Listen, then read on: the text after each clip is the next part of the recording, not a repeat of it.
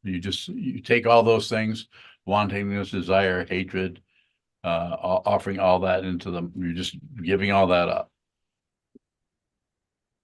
So Just Corinne, like you give it, just like when you fall to the feet of the teacher, if in fact you do, you're actually giving everything up. so Corinne, when I'm chanting whom, it just returns, the negativity just returns over and What over does? again. All of these. Yeah, that's the idea. Just observe it.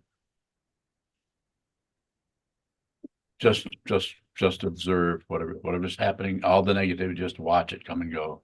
It will come, it might hang around for a week, 2 weeks. Nothing lasts. But in order to see what it is, you may have to actually look at it a lot, and that will help you look at it. Someone else may chant a triple hum and not much is happening at all. Someone else is chanting, there's all kinds of mantras.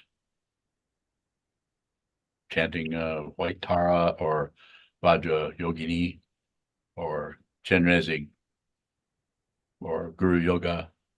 More? I just don't understand how I give you anger. How do I give the mandala anger? First, you have to feel the anger. Are you doing that? Yes. That's a start. Just keep going. Feel the anger. Don't pretend it's not there. No cover up. If the negativity is stronger than the awareness, how do I work with that? Just that is awareness. To see that the negativity is that powerful. It's like looking at a sky that is filled with black clouds. That's awareness. That's not a problem.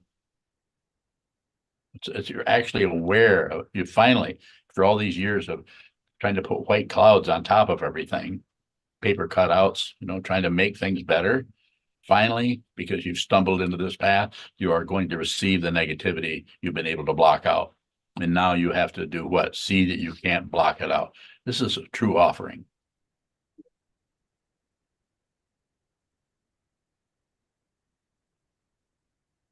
Bowing. I did have a question, but I'm wondering if somebody unmuted because they had a question, or the Zendo might. Well, we'll find Yeah, out the who's Zendo. there. Well, we have a Zendo full of people. Mitch, go ahead. Mitch Bowing. As I'm working on my awareness practice, and kind of being mindful of the things I'm saying and doing and being aware of the 3 poisons. Earlier you spoke about not interrupting your mind stream or your thought process. And I guess as I've been mid-sentence or mid, thought, I become aware that like this is not showing up the way that I had intended to be showing up. And I'm just wondering, do I continue through that thought? Is that the intended thing so I can see the thought and be with that result? Or should I be perhaps interrupting because that would be a practice towards less of those poisonous mind processes, I guess? Those are awareness about the dependent origination, awareness about the situation you're in. Sometimes you'll find yourself going this way or going that way. There's no standard. And if someone tells you there's a standard, then it's not me. I'm not telling you that. I'm saying it's more difficult than that. We have a little bit of a standard, and the standard I promote constantly is observe, be aware, receive, and sit a lot.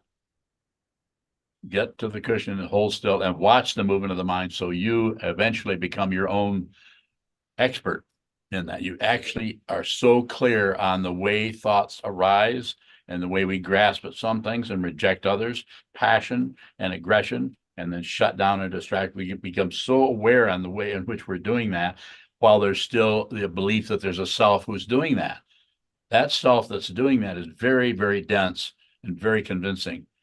And only by watching things without adding, watching things without subtracting, there's passion and aggression, and watching things without distracting yourself will eventually lead you to see this, the kingdom of no Dharma within the heart.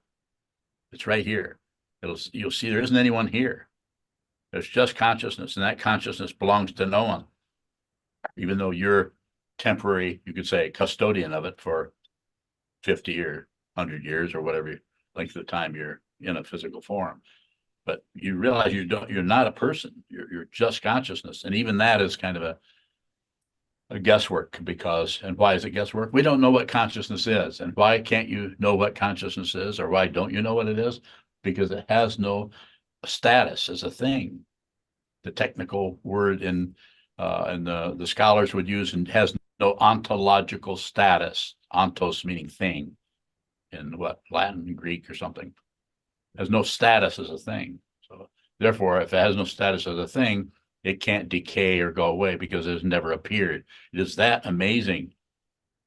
And yet we function with it all the time, and we fill it full of thoughts and ideas and beliefs and opinions and judgments and evaluations. And then we buy into some, we try to stop others. So you're in the process of being aware of how this works. So you can't just sprout wings and fly to the top of the mountain. You have to stand in the tracks where you're at. Be right where you're at, as it is, right here, right in the dirt.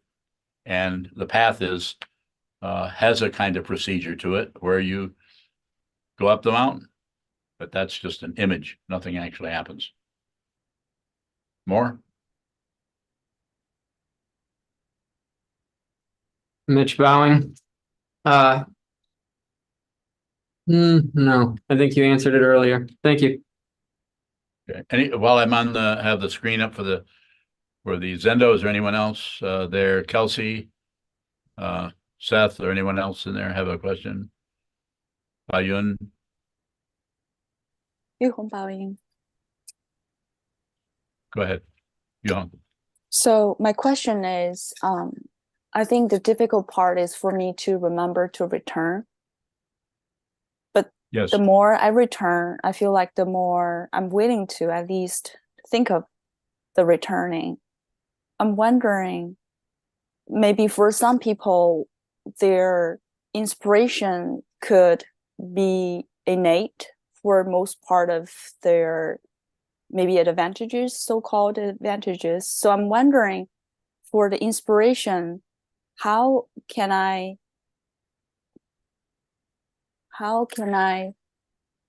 maybe expand that inspiration? Okay, so that's one of the reasons we chant the sadhana, full moon and new moon. If you've done this a lot, if you do it a lot, if you chant that all of these practices, especially out of the Tibetan tradition, the Shambhala tradition, and also Zen, Chan and Zen traditions, and so on, have different ways to work on that inspiration part. This is very inspiring, especially if you begin to read this and you never really get used to it. It just starts to show up in different ways. It can become very emotional. Can't get through this without choking up. Can't. And I've chanted it hundreds and hundreds and hundreds of times. Can't do it. So should you chant the Sadhana Mahamudra? I don't know. You're asking me something about that, and I would say that would be a way. There are other practices. There's a White Tara practice. There's and also just sitting practice of meditation, or just finding a text that you like Trust in the Heart, or Sandokai, or the Song of the Jewel Mirror Samadhi, finding some kind of a text.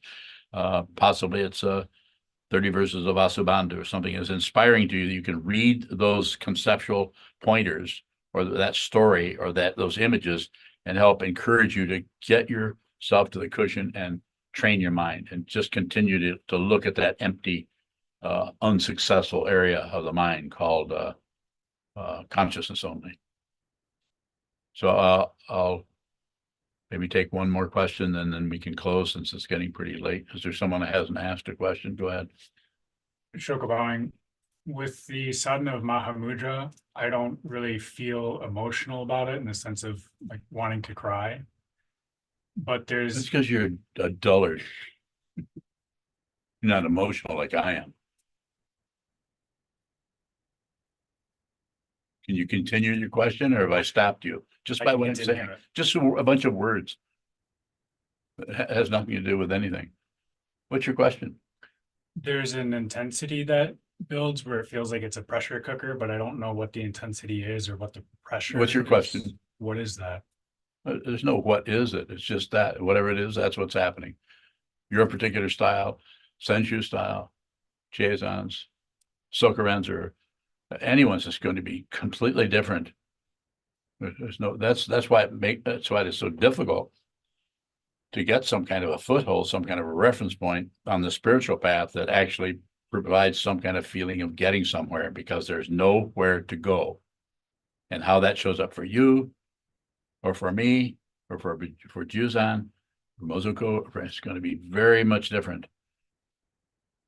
So what you're experiencing? You spent a month in retreat with the sadhana, didn't you? So you're very, very familiar with the sadhana. You chanted it every day, several times a day, or 30 days? Was it 30? Yeah. So you and 4 other monks have done that over the last several years.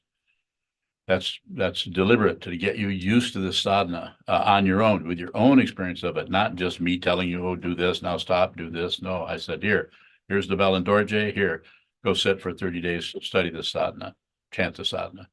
And every one of all 5 of you, all of you came up with a different way of working with this. Quite a bit different. Your way was completely different. Just continue. Just continue. There's no real answer other than whatever shows up. That's it. Shokubang, what is the temptation to want to leave that quality of experience and go towards understanding it? Just ego. You want to go towards relative understanding of it. Ego wants to know. Like it said in the National Enquirer, inquiring minds want to know. Isn't that the National Enquirer? Well, this is a different kind of knowledge. This is a kind of knowledge that is already your birthright. It's right here. Find it. Don't ignore this. Don't spend the rest of your life going in circles, unless that's what you want to do. You may have a good justification for that.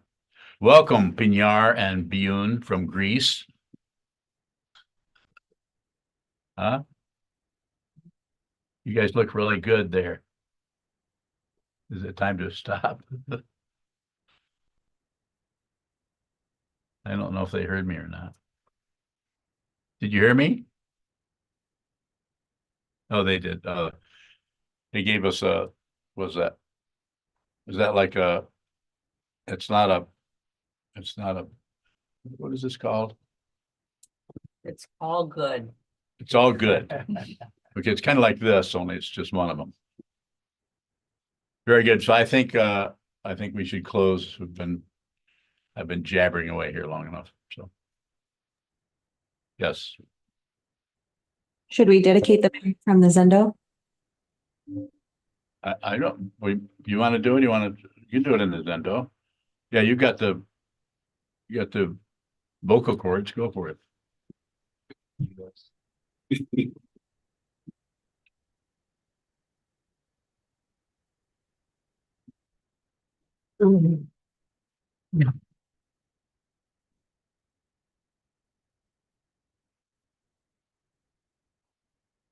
May the benefits penetrate into all places, so that we and every sentient being together can realize the benefits.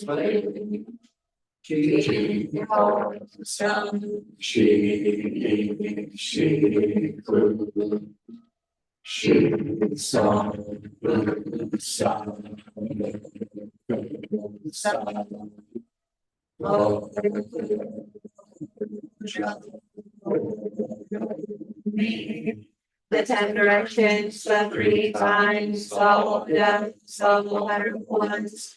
These are comments, Mahasattva is the great Prajna Paramita.